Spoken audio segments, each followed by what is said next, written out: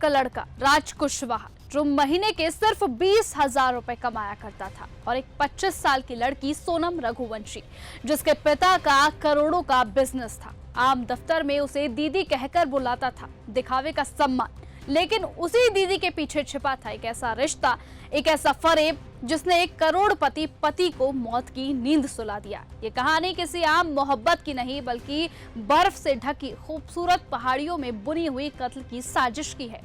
Honeymoon के नाम पर रची गई हत्या की ऐसी पटकथा है जिसे सुनकर रूह कांप जाए। सोनम देवी सिंह रघुवंशी की बेटी है, जिसका खुद का कारोबार 15 से 12 करोड़ रुपए का है, और उसका 5 साल का छोटा प्रेमी राज, जो उसी की कंपनी में सुपरवाइजर था। 2 साल से दोनों के बीच सीक्रेट अफेयर था, लेकिन दुनिया की नजरों में न आने के लिए सोनम और राज एक दूसरे से दूर रहते थे। तो वहीं राज सोनम को दीदी कहकर बुलाता था, और फिर जब सोनम की शादी एक ट्रांसपोर्ट बिजनेसमैन राजा रघुवंशी से हुई, जिसकी कमाई 8 से 10 करोड़ रुपए सालाना थी, तभी से शुरू हुआ इस खूनी मोहब्बत का असली खेल। शादी के महज 3 दिन बाद ही सोनम ने अपने प्रेमी राज के साथ पति की हत्या की पूरी प्लानिंग शुरू कर दी थी। चैट में लिखा था, मुझसे उसके करीब आना पसंद नहीं है। 16 मई की रात 6 घंटे लंबी कॉल बातचीत हुई।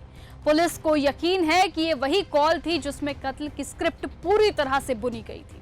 इसके बाद राज ने अपने 3 पुराने दोस्तों यानी आकाश, विशाल और आनंद को जोड़ा, और सभी ने मिलकर मर्डर की फाइनल मीटिंग की। और ये मीटिंग हुई इंदौर के नंदबाग में, वही इलाका जहां राज हाल ही में शिफ्ट हुआ था। सोनम ने हनीमून के बहाने मेघालय जाने की जिद की, जहां किसी को शक नहीं हो। वहीं इस कत्लगाह की जमीन तय की गई। राजा को भी साथ लेकर 20 मई को दोनों गुवाहाटी पहुंचे, जहां हत्या के लिए धारदार हथियार वहीं से खरीदे गए। 21 से 23 मई तक जो कुछ हुआ वो किसी क्राइम थ्रिलर से कम नहीं था। सोनम और राजा शिलोंग पहुंचे, स्कूटर किराए पर लिया, जंगलों की सैर शुरू की, लेकिन इस सैर में उनकी परछाई बनकर पीछा कर रहे थे वही 3 हत्यारे दोस्त, जो टूरिस्ट बनकर होटल तक पहुंचे थे। 23 मई की सुबह सोनम और राजा आखिरकार देखे गए, फिर वो अचानक से गायब हो गए। 2 जून को राजा की सड़ी गली लाश एक खाई में मिली, साथ में मिली एक सफेद महिला की टी-शर्ट। दावा किया कि ये वही टी-शर्ट है जो कि सोनम ने पहनी हुई थी। 4 जून को बरामद हुआ खून से सना रेनकोट, और फिर 9 जून को सोनम यूपी के गाजीपुर में एक ढाबे पर मिली, घबराई हुई सी नकाब में छिपी हुई, और वहीं से गिरफ्तारी की पटकथा शुरू हुई। पुलिस ने राज कुशवाहा और तीनों हत्यारों को भी गिरफ्तार कर लिया। ये महज धोखे की कहानी नहीं थी, ये क्रूरता, हवस और लालच की वो कहानी है जहां प्यार के नाम पर एक करोड़पति पति की हत्या कर दी गई। सोनम, जिसने शादी के बदले 9 लाख कैश, गहने और एक जिंदगी ली, और राजा, जिसने दीदी के लिए अपनी इंसानियत तक बेच दी। इस हत्याकांड ने यह दिखाया कि मोहब्बत जब हैवानियत से मिले तो वो रिश्ते नहीं, सिर्फ लाशें जोड़ देती हैं।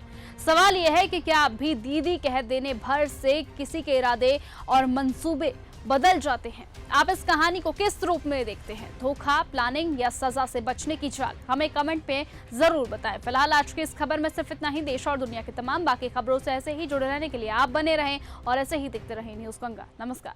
ऐसी ही खबरों को सुनने और देखने के लिए सब्सक्राइब करना बिल्कुल मत भूलिएगा चैनल न्यूज़ गंगा। खबरें अच्छी लगी तो लाइक का बटन दबाना बिल्कुल मत भूलिएगा। कमेंट बॉक्स में टाइप भी कर सकते हैं, और हाँ, शेयर करना भी बिल्कुल मत भूलिएगा।